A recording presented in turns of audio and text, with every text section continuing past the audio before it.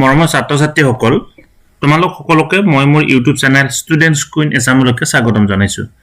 আজি মই এই ভিডিঅ'টোৰ জৰিয়তে তোমালোকৰ ৰাজনীতি আৰু অৰ্থনীতি বিজ্ঞান নামৰ সমাজ বিজ্ঞানৰ যিখন কিতাপ তাৰে ৰাজনীতি পাৰ্টটোৰ এটি গুৰুত্বপূৰ্ণ চেপ্টাৰ ভাৰতীয় গণতন্ত্ৰ তাৰ কিছু শৰ্ট কুৱেশ্যন তোমালোকৰ আলোচনা কৰিম। এই ৰাজনীতি নামৰ যিটো মানে পাৰ্ট ৰাজনীতি পাৰ্টটোৰ এটি প্ৰথম চেপ্টাৰটো হৈছে ভাৰতীয় গণতন্ত্ৰ আৰু এই ভাৰতীয় গণতন্ত্ৰৰ বিষয়ে লগত জড়িত কিছু শৰ্ট কুৱেশ্যন তোমালোকৰ লগত আলোচনা কৰিম। আমি জানো এই চেপ্টাৰটোৰ পৰা টোটাল কিমান নম্বৰ আহিব 5 নম্বৰ আহিব, কিমান নম্বৰ 3 নম্বৰীয়া এটা 1 নম্বৰীয়া এটা আৰু 1 নম্বৰীয়া এটা সৰ্বমুঠ 5 নম্বৰ প্ৰশ্ন আহিব। এই 5 নম্বৰ প্ৰশ্নৰ কাৰণে যি MCQ বা শৰ্ট কুৱেশ্যন এই 2 নম্বৰ যি প্ৰশ্ন আহিব তাৰ কাৰণে MCQ বা শৰ্ট কুৱেশ্যন আমি এখিনি চাব লাগিব আৰু এই MCQ শৰ্ট কুৱেশ্যনৰ কাৰণে মই ইয়াৰ পৰা MCQ বিলাক বাছি উলাইছো আৰু VSA ভেৰি শৰ্ট এনসাৰ বিলাকো মই বাছি উলাইছো। তোমালোকক মই MCQ খিনি আৰু ভেৰি শৰ্ট এনসাৰ খিনি এতিয়া তোমালোকক কৈ দিব কাৰণে চেষ্টা কৰিম। তোমালোকে ভিডিঅ'টো আগলৈকে ফৰৱাৰ্ড কৰিবা। মৰমৰ ছাত্ৰ-ছাত্ৰীসকল, আজি মই তোমালোকৰ লগত সমাজ বিজ্ঞান কিতাপখনৰ ৰাজনীতি নামৰ যিটো ৰাজনীতি বিজ্ঞানৰ যিটো পাৰ্ট এই ৰাজনীতি পাৰ্টটোৰ ভাৰতীয় গণতন্ত্ৰ নামৰ চেপ্টাৰটোৰ MCQ বিষয়ে আলোচনা কৰিম। এই চেপ্টাৰটোৰ পৰা ইতিমধ্যে মই তোমালোকক কৈছোঁ 5 নম্বৰ আহিব, লং কুৱেশ্যন এটা আৰু শৰ্ট কুৱেশ্যন অৰ্থাৎ 1 নম্বৰীয়া দুটা, টোটেল 5 নম্বৰ আহিব। ইতিমধ্যে মই 28টা প্ৰশ্ন আলোচনা কৰিছোঁ। আজি এই ভিডিঅ'টোত মই 28 নম্বৰৰ পৰা পিছৰ পৰৱৰ্তী পৰ্যায়ৰ প্ৰশ্নকেইটা আলোচনা কৰিম। তোমালোকে যদি ইয়াৰ আগৰ প্ৰশ্নকেইটা চোৱা নাই অনুগ্ৰহ কৰি এই প্ৰশ্নকেইটা এবাৰ চাই ল'বা। এতিয়া চোৱা 28 নম্বৰ যিটো প্ৰশ্ন সেইটো আমি ইয়াৰ আগৰ ভিডিঅ' আলোচনা কৰিছোঁ। এতিয়া 29 নম্বৰ প্ৰশ্নটো হৈছে সংবিধান প্ৰণেতাসকলে আমাৰ দেশৰ সংবিধানত সংসদীয় পদ্ধতিৰে চৰকাৰ প্ৰৱৰ্তন কৰাৰ ক্ষেত্ৰত কোনখন সংবিধানক অনুসৰণ কৰিছিল? আমাৰ কোনখন সংসদীয় পদ্ধতি চৰকাৰৰ ক্ষেত্ৰত আমাৰ ভাৰতবৰ্ষই ইংলেণ্ডৰ চৰকাৰখনৰ কি কৰিছিল? অনুসৰণ কৰিছিল। ভাৰতবৰ্ষত দ্বৈত নাগৰিকত্বৰ ব্যৱস্থা আছে নে নাই? আমাৰ ভাৰতবৰ্ষত দ্বৈত নাগৰিকত্বৰ ব্যৱস্থা নাই, সেইকাৰণে আমাৰ ভাৰতবৰ্ষখনক অৰ্ধ যুক্তৰাষ্ট্ৰ বা প্ৰকৃত যুক্তৰাষ্ট্ৰ নহয়। এই অৰ্ধ যুক্তৰাষ্ট্ৰ কাক বোলে? যি ৰাষ্ট্ৰৰ শাসন ব্যৱস্থাত যুক্তৰাষ্ট্ৰীয় চৰকাৰৰ বৈশিষ্ট্যৰ লগতে এককেন্দ্ৰিক চৰকাৰৰ বৈশিষ্ট্য দেখা যায় তেনে চৰকাৰকে অৰ্ধ যুক্তৰাষ্ট্ৰ বোলে। আমাৰ ভাৰতবৰ্ষখন এখন অৰ্ধ যুক্তৰাষ্ট্ৰ, দ্বৈত নাগৰিকত্বৰ ব্যৱস্থা নাই, ৰাজ্যসমূহৰ ক্ষমতা অধিক আৰু ভাৰতবৰ্ষখনক ৰাজ্যসমূহৰ অংগ হিচাপে নামকৰণ কৰা হৈছে।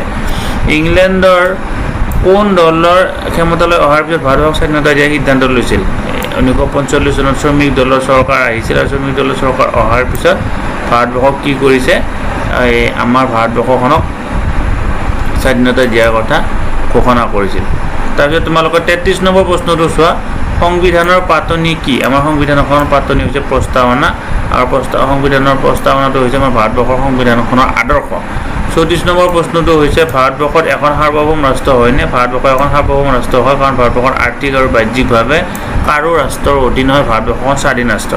ভাৰতবৰ্ষৰ সৰ্বোচ্চ সংসদৰ উচ্চ সদন কোনখন? ৰাজ্যসভা। আমাৰ দুখন সংসদ আছে, এখন হৈছে ৰাজ্যসভা আৰু আনখন হৈছে লোকসভা। ৰাজ্যসভা মানে হৈছে উচ্চ সদন, লোকসভা মানে হৈছে নিম্ন সদন। 36 নম্বৰ প্ৰশ্নটো চোৱা, ইংলেণ্ডৰ উচ্চ সদনখনৰ নাম কি? ইংলেণ্ডৰ উচ্চ সদনখনৰ নাম হৈছে হাউচ অফ লৰ্ডছ। 38 নম্বৰ প্ৰশ্ন, কোনখন আইনে পৰাধীন ভাৰতত সীমিত সংসদীয় পদ্ধতিৰ ব্যৱস্থা কৰিছিল? 1935 চনৰ ভাৰত চৰকাৰ আইন আৰু এই ভাৰত চৰকাৰ আইনখনৰ জৰিয়তে ভাৰতবৰ্ষৰ কেন্দ্ৰ আৰু ৰাজ্যৰ যিটো ক্ষমতাৰ ভাগ সেই ব্যৱস্থাটো তেতিয়াৰ পৰা আৰম্ভ হৈছিল 1935 চনৰ পৰা। ভাৰতবৰ্ষৰ এই সংসদখন ইংলেণ্ডৰ সংসদত শক্তিশালী, দেশ শক্তিশালী, খালি কৰা কম শক্তিশালী। ইংলেণ্ডৰ যিমান শক্তিশালী আমাৰ ভাৰতবৰ্ষৰ কি হৈছে? কম শক্তিশালী।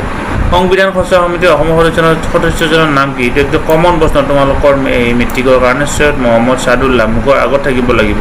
প্ৰশ্নটো অহাৰ লগে লগে তোমালোকে যদি উত্তৰ কৰিব পাৰা তেনেকুৱা ধৰণে তোমালোকৰ মনৰ আগত থাকিব লাগিব। 14 নম্বৰ হৈছে দ্বৈত নাগৰিকত্বৰ ব্যৱস্থা থকা এখন দেশৰ নাম কি? দ্বৈত নাগৰিকত্বৰ ব্যৱস্থা থকা এখন দেশৰ নাম হৈছে আমেৰিকা, সেইকাৰণে আমেৰিকা যুক্তৰাষ্ট্ৰৰ গৃহভূমি বুলি কোৱা হয়। 41 নম্বৰ প্ৰশ্নটো চোৱা,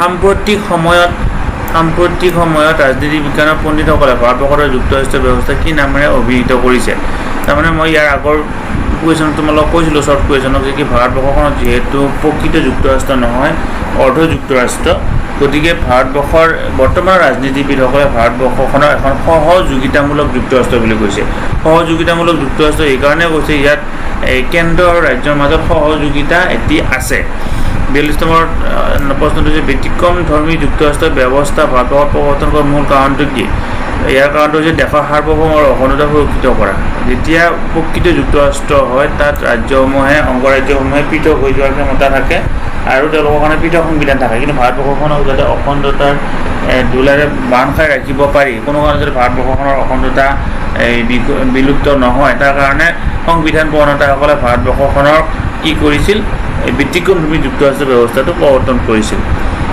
43 নম্বৰ ৰাজ্য এখনত কেন্দ্ৰীয় চৰকাৰৰ প্ৰতিনিধি হিচাপে কোনে কাম কৰে ৰাজ্য এখনত কেন্দ্ৰীয় চৰকাৰৰ প্ৰতিনিধি হিচাপে ৰাজ্যপালে কাম কৰে প্ৰত্যেকখন ৰাজ্যপাল আছে আৰু এয়া হৈছে কেন্দ্ৰীয় চৰকাৰৰ প্ৰতিনিধি ভাৰতবৰ্ষৰ ৰাজ্যসভাত মুঠ আসনৰ সংখ্যা কিমান 250 জন ব্যক্তি ভাৰতবৰ্ষৰ ৰাজ্যসভালৈ নিৰ্বাচিত হয় তাৰপিছত লোকসভাত মুঠ সদস্যৰ সংখ্যা কিমান লোকসভাত মুঠ সদস্যৰ সংখ্যা হৈছে 547 জন 46 নম্বৰটো ভাৰতবৰ্ষৰ কাৰ্যপালিকা বা সংসদীয় কাৰ্যপালিকা কাক লৈ গঠিত ৰাষ্ট্ৰপতি প্ৰধানমন্ত্ৰী সমন্বিত মন্ত্ৰী পৰিষদ ৰাষ্ট্ৰপতি থাকিব প্ৰধানমন্ত্ৰী সমন্বিত মন্ত্ৰী পৰিষদৰ দ্বাৰা এই কাৰ্যপালিকা বা সংসদীয় কাৰ্যপালিকা গঠন সংসদীয় পদ্ধতিৰ চৰকাৰ কাৰ্যপালিকা কাৰ ওচৰত দায়বদ্ধ বিধানমণ্ডলৰ ওচৰত দায়বদ্ধ অৰ্থাৎ তেওঁলোকে যি কাম কৰিব বিধানমণ্ডলৰ ওচৰত দায়বদ্ধ হৈ কৰিব লাগিব 48 নম্বৰ হৈছে সংসদীয় পদ্ধতিৰ চৰকাৰৰ প্ৰকৃত কাৰ্যপালিকা বা চৰকাৰৰ প্ৰধান কোন হয় প্ৰধানমন্ত্ৰীজন আমাৰ যিহেতু ভাৰতবৰ্ষৰ সংসদীয় পদ্ধতিৰ চৰকাৰ ইয়াতে যদিও আমাৰ ৰাষ্ট্ৰপতিজন ৰাষ্ট্ৰৰ মুৰব্বী তথাপিও আমাৰ